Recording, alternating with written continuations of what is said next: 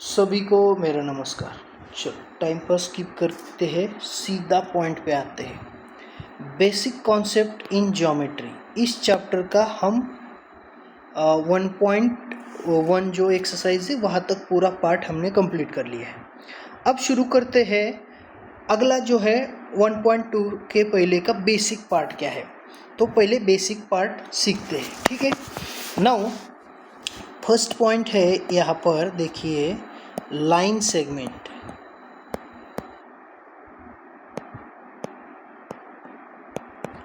ठीक है, first point है लाइन सेगमेंट। लाइन सेगमेंट क्या होता है, देखिए मैंने आपको शुरुआत में ही बताया था, जो हम जिसको मेजर कर सकते हैं, जिसको एंड पॉइंट्स होते हैं। ठीक है ना, जिस लाइन को एंड पॉइंट होते हैं हम उसे लाइन सेगमेंट कहते हैं। ये सिर्फ समझने के लिए। ठीक है, अगर आप डेफिनेशन में जाएंगे है ना, तो set of considering point A to B and all the points between A and B is called the segment AB, है ना।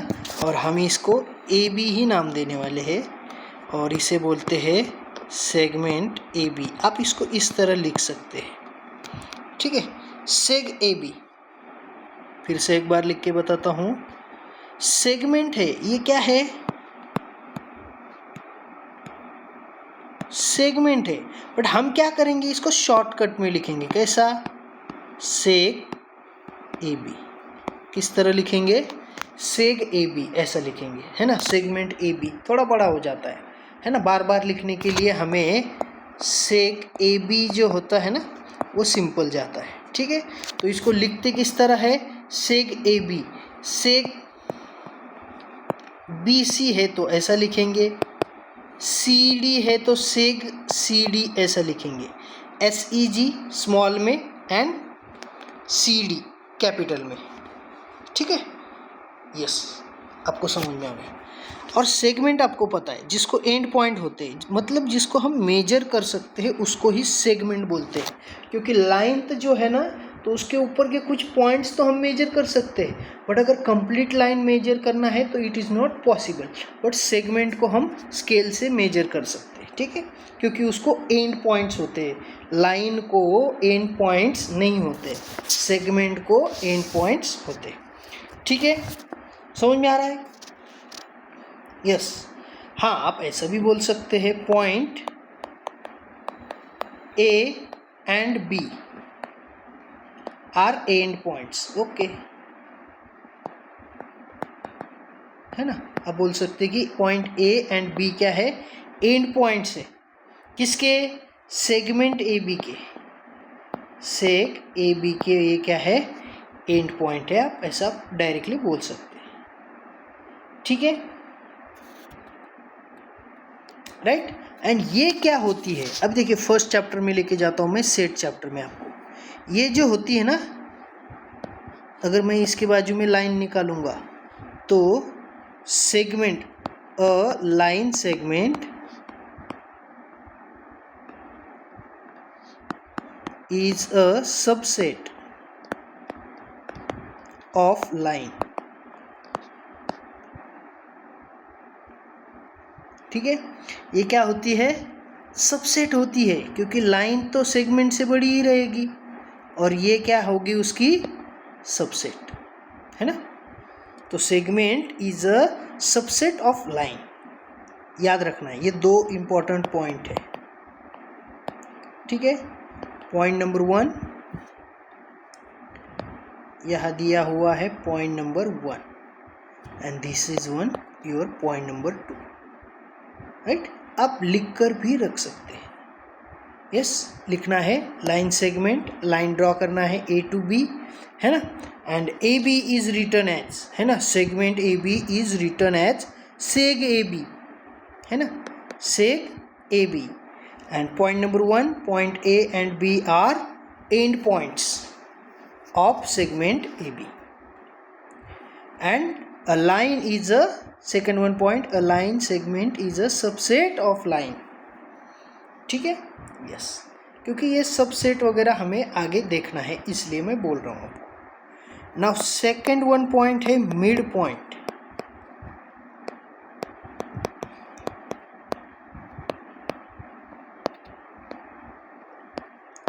है ना। कोई भी चीज़ अगर मिडल में है ना, तो आप बता सकते हैं कि ये मिड है, सेंटर है ना, मिड पॉइंट है ना, ये है मिड पॉइंट, इसको मैं बोलूँगा यम। ये है ए, ये है B, mid point of segment. ये सेगमेंट है ए बी, है ना, ये क्या है, सेग ए बी है, ठीक है। यम क्या है, मिड पॉइंट है, बट यम कब मिड पॉइंट होगा, कब होगा, देखिए A to M and M to B, इनका डिस्टेंस सेम होगा। मैं अगर करता हूँ ये 5 सेंटीमीटर है और ये 5 सेंटीमीटर है, then point M, then point M is the midpoint of segment AB। सेगमेंट AB का यम क्या है, मिड पॉइंट है। कब, जब ए यम भी 5 सेंटीमीटर है, 5 सेंटीमीटर, एंड यम बी भी 5 सेंटीमीटर है ना, तो हम इसको ऐसे इक्वल वाली मार्किंग करेंगे, है ना, मतलब ए M equals to M B, है ना, मेजरमेंट, है ना, मैं ऐसा बोल सकता हूँ, length of A M equals to length of M B, and that is 5 centimetre, right. मतलब ए से लेके यम तक, ए से लेके यम तक डिस्टेंस और यम से लेके बी तक का डिस्टेंस अगर सेम है, then these two are equal, segment A M equals to M B, right. समझ में आ रहा है, यस, बहुत बेसिक पॉइंट है ये, बहुत बेसिक पॉइंट। और इसको हम लिखते कैसे है, ए डैश एम डैश बी, मतलब यम क्या है, मिड पॉइंट है, किसका है मिड पॉइंट, ए बी का, करेक्ट। यहाँ तक सबको समझ में आया, यस, है ना। इसे भी लिखना है आपको, इसे भी लिखना है ना। और एक लिख के देता हूँ, ए M equals to M B, ये ध्यान में रखना है। हाँ, इस तरफ भी लिख, दोनों तरफ से लिख सकते हैं आप, ठीक है, यस।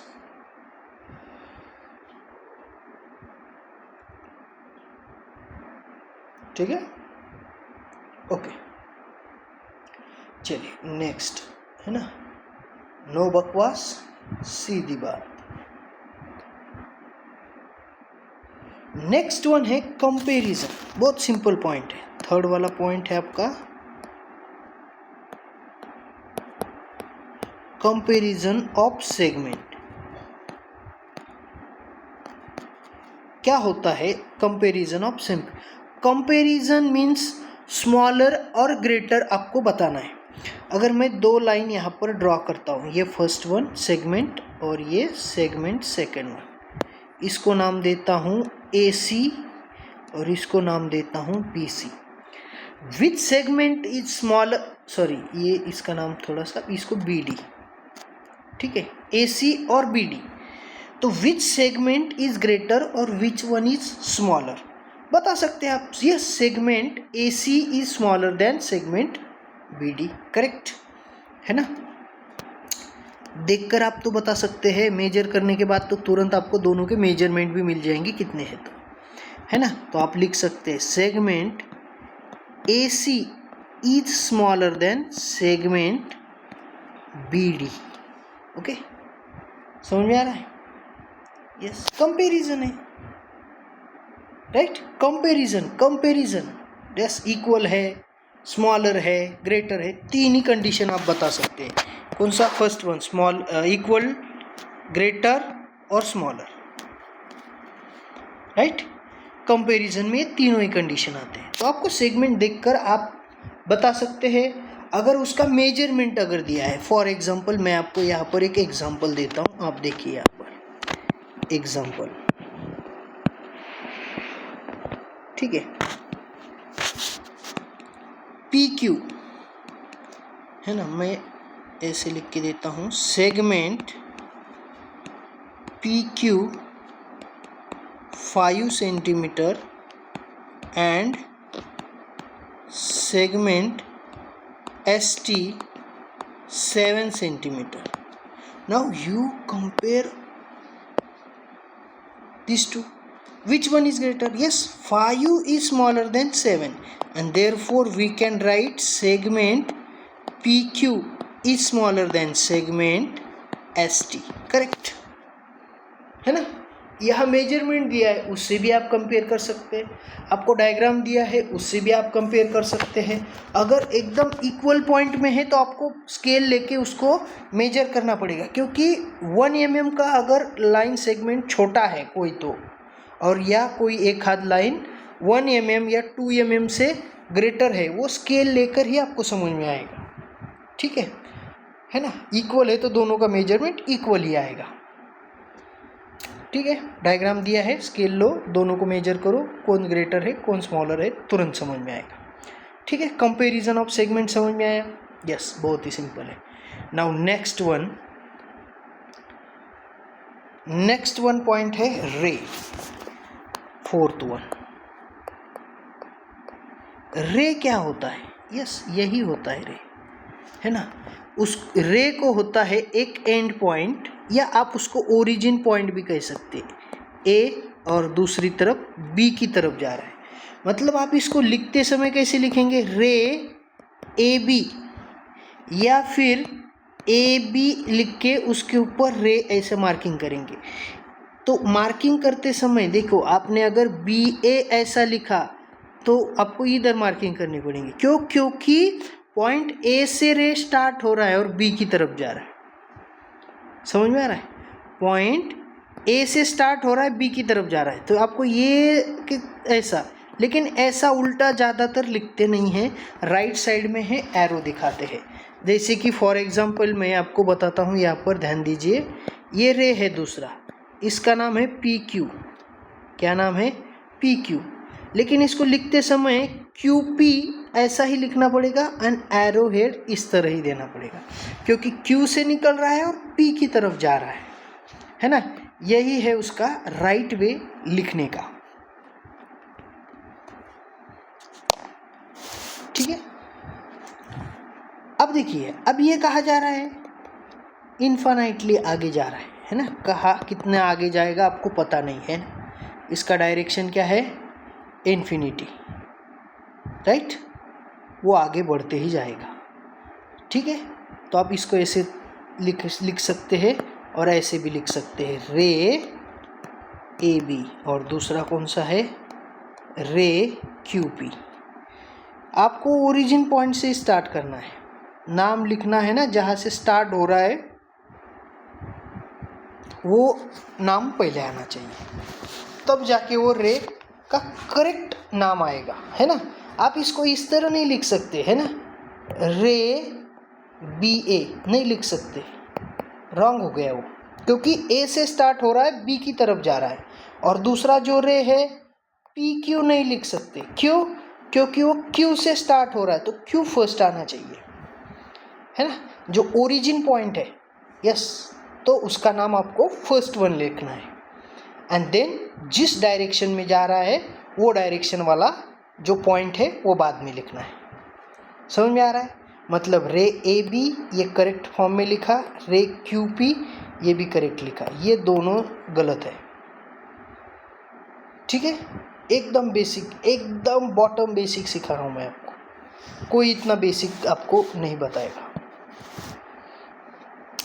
ठीक है, okay. Now next one simple point है, सिक्स्थ वाला, फिफ्थ हो गया ना? नहीं, फोर्थ हो गया, फिफ्थ है. Fifth one point,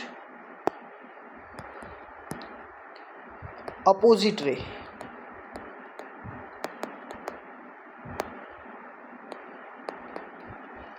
opposite ray क्या होते हैं? अपोजिट रेज बोलना पड़ेगा. यस लगाऊंगा इसको, यस, रेज, क्योंकि दो होते हैं, राइट, है ना? देखिए लाइन है मेरे पास यहाँ पर एक, ये है उसका पॉइंट ए, ये है बी, और ये है सी, राइट है? तो कौन किसका अपोजिट है? यस, रे ए सी एंड रे ए बी, ये दोनों एक दूसरे को अपोजिट भी है एंड उनका एक कॉमन ओरिजिन भी है। कौन सा है कॉमन? यस, है ना, इसको ही लिखता हूँ। हियर रे AC एंड रे AB have a common origin. कौन सी कॉमन ओरिजिन है? ए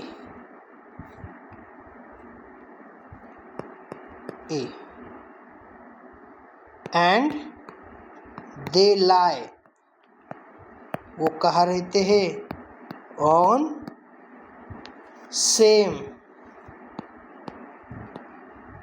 लाइन। और वो क्या है? एक लाइन पे ही रहते हैं। उनका ओरिजिन क्या है? ए से शुरू हो रहा है, पॉइंट ए दोनों का ओरिजिन है ना। और हम ऐसे कह सकते हैं AC and AB are called opposite रे।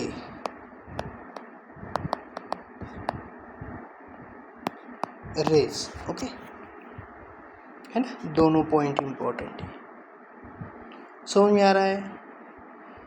अपोजिट रे को एक कॉमन ओरिजिन होता है, वो एक ही लाइन पे होते हैं। एक जा रहा है राइट साइड, एक जा रहा है लेफ्ट साइड।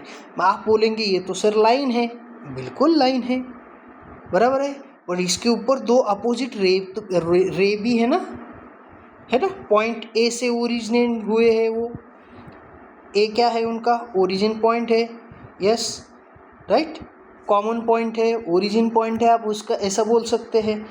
एक जा रहा है राइट साइड, दूसरा जा रहा है लेफ्ट साइड।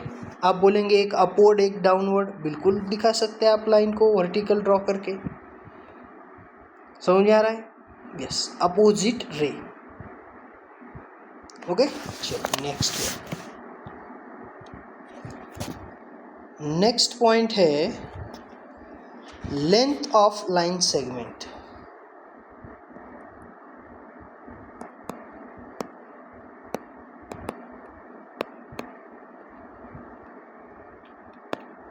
है ना। तो इसको लिखते समय हम ऐसा ही लिखते हैं, यल निकालते हैं, यल AB, लेंथ ऑफ AB। कैसे डिनोट करते हैं इसको? लेंथ ऑफ AB, है ना।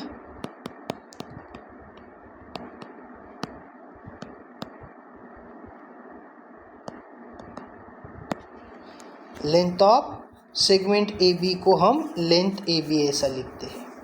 अगर मैं बोलूँगा आपको लेंथ ऑफ CD, है ना, लेंथ ऑफ, ये यल है, ठीक है, ये जो मैंने निकाला है ये लेटर यल है। आप इस तरह भी निकाल सकते हैं, कुछ लोग इस तरह भी निकालते हैं, ठीक है ना। यल निकालना है आपको बस, स्मॉल वाला L. Length of CD means length of segment CD को इसको इस तरह डिनोट किया जाता है, ठीक है। समझ में आ रहा है? यस, दोनों अगर इक्वल है तो आप इक्वल बताओ, है ना।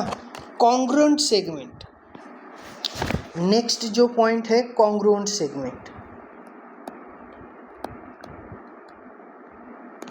ये पॉइंट बहुत इंपॉर्टेंट है।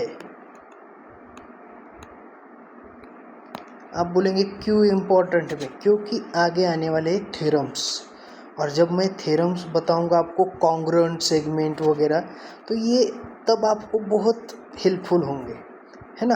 अगर ये आपको नहीं समझ में आया तो कल नहीं समझ में आएगा। ये एकदम प्योर बेसिक है, प्योर बेसिक, ठीक है। ऐसा समझ लो आगे आने वाले थ्योरम्स का ये बेसिक है, ठीक है। इसलिए लाइन टू लाइन मैं टाइम देकर आपको ये बता रहा हूँ, है ना। चलो, कॉन्ग्रुएंट कब होगा, है ना? जब दोनों का लेंथ सेम होगा। अगर मैं कहूँगा ये सेगमेंट AB का लेंथ 5 सेंटीमीटर है और CD का भी लेंथ 5 सेंटीमीटर है, then length of AB equals to length of CD होगा। ये तो इक्वल हो गए। फिर हम उसको कॉन्ग्रुएंट भी बता सकते हैं, मतलब सेगमेंट AB कॉन्ग्रेंट, देखिए इस तरह आपको इक्वल टू देना है और उसके ऊपर ये ऐसा छोटा सा कर्व देना है, ठीक है, दिख रहा है, यस, इस तरह नीचे इक्वल टू और उसके ऊपर इस तरह, मैं फिर से ड्रॉ करके बताता हूँ, ये इक्वल टू और इसके ऊपर इस तरह हल्का सा टेढ़ी लाइन, इसको बोलते हैं कॉन्ग्रेंट। इसको रीड करते समय कॉन्ग्रेंट बोलना, मतलब segment A B congruent to segment C D. क्यों से कॉन्ग्रेंट हो गई? क्योंकि दोनों का मेजरमेंट सेम है, इक्वल है, दोनों इक्वल है, दोनों की लेंथ इक्वल है ना, तो हम दोनों को इक्वल बता सकते हैं। अगर वो इक्वल है तो उन सेगमेंट को हम कॉन्ग्रेंट सेगमेंट बता सकते हैं। समझ में आ रहा है? If the length of segment is equal then we can say that segment AB congruent to segment CD, right? Yes. अभी दूसरा बहुत इम्पॉर्टेंट पार्ट मैं आपको यहाँ पे बता रहा हूँ, प्रॉपर्टीज है। क्या है? Properties of congruent segment,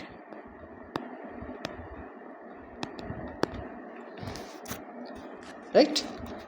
properties of congruent segments. क्या होते हैं प्रॉपर्टीज ऑफ कॉन्ग्रुएंट सेगमेंट, है ना? तो देखिए फर्स्ट वन प्रॉपर्टी क्या है? रिफ्लेक्सिविटी।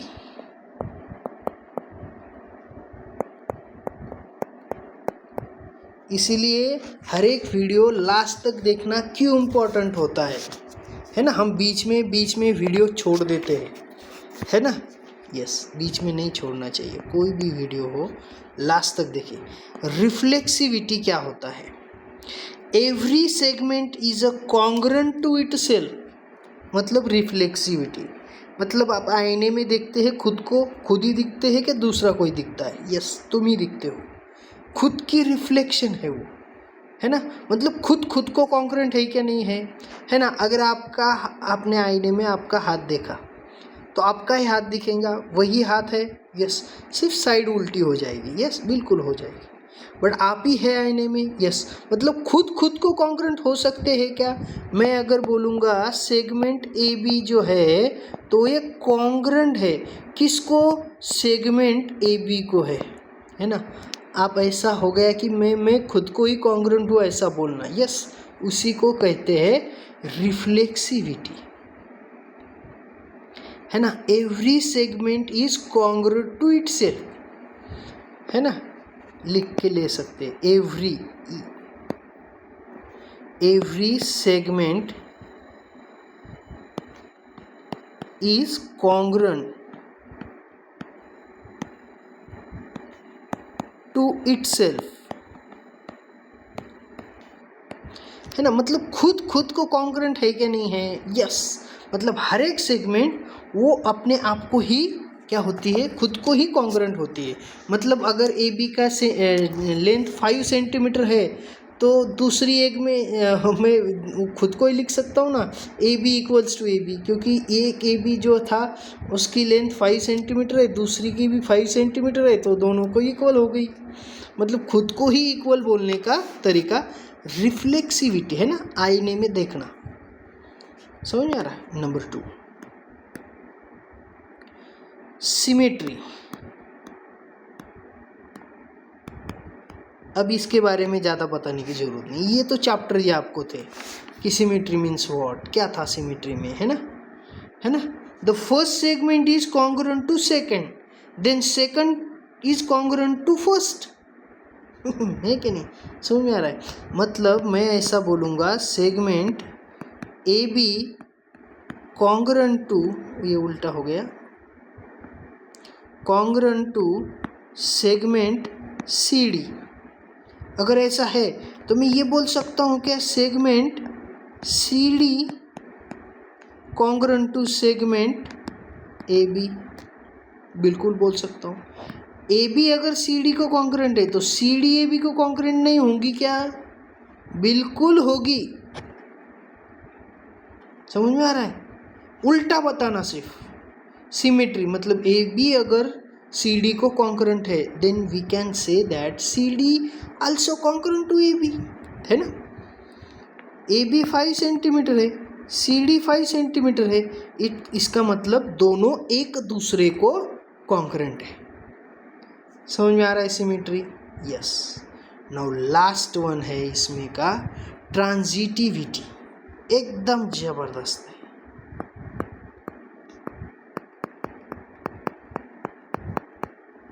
इसका इस्तेमाल आप आगे जाके थ्योरम्स में आपको इसका बहुत फायदा होगा, है ना? ट्रांजिटिविटी, ट्रांजिटिविटी मतलब देखिए मैं एग्जांपल लेके बताता हूँ। सेगमेंट ए बी किसको कॉन्करेंट है? सेगमेंट सी डी को कॉन्करेंट है। देखा आपने यहाँ पर? यस। और मैं बोलूँगा segment C D congruent to segment P Q. अगर देखिए ए बी सी डी को कॉन्करेंट है, सी डी किसको कॉन्करेंट है? पी क्यू को। तो मैं ऐसे बोल सकता हूँ क्या? Segment A B congruent to P Q, बोल सकता हूँ ना? बिल्कुल। सी डी अगर ए बी को कॉन्करेंट है ना? सी डी ए बी को कॉन्करेंट है and C D P Q को कॉन्करेंट है, तो पी क्यू ए बी को कॉन्करेंट होगी कि नहीं होगी? बिल्कुल होगी, है ना? यस। ये है ट्रांजिटिविटी, है ना? थोड़ा सा इसको रिपीट कीजिए, है ना? मैंने एकदम डीप में समझा है बट नया कॉन्सेप्ट है, ठीक है? आपको अगर समझ में नहीं आया तो प्रॉपर्टीज ऑफ कॉन्करेंट सेगमेंट आप फिर से इसको रिपीट कीजिए। यहाँ पर हमारा बेसिक जो पार्ट था वो यहाँ स्टॉप होता है। अगले वीडियो में हम प्रैक्टिस सेट 1.2 को एक्चुअल स्टार्ट करेंगे, सॉल्व करेंगे, ठीक है? मिड पॉइंट किस तरह निकालते हैं वो मैं आपको बताऊंगा। यस, कॉन्ग्रुएंट सेगमेंट कैसे होते हैं वो भी मैं उसके प्रॉब्लम्स में आपको बताने वाला हूँ, ठीक है? और इसमें सबसेट, यूनियन सेट ये भी आने वाला है ना? तो एक बार सेट चैप्टर को आप अच्छे से रिवाइज करो, ठीक है? तो ये जो 1.2 एक्सरसाइज है इसमें आपको सेट चैप्टर का इन्वॉल्वमेंट होने की वजह से सेट चैप्टर आपको देखना जरूरी है, ठीक है? तो आपको वो समझ में आ जाएगा फिर से एक बार। ओके, चलो रुकते हैं यहाँ पर।